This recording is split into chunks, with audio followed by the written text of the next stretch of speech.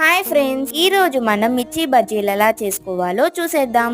ముందుగా ఈ పెద్ద మిర్చీలు తీసుకొని ఇలా హాఫ్గా కట్ చేసుకోవాలి.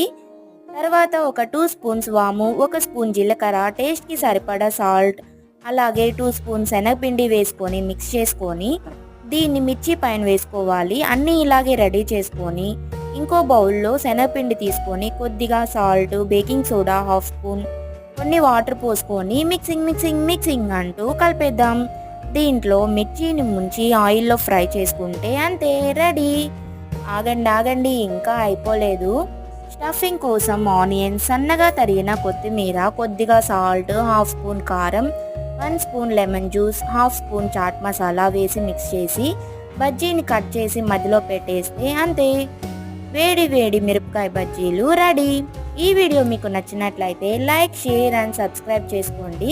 అలాగే కామెంట్ చేయండి.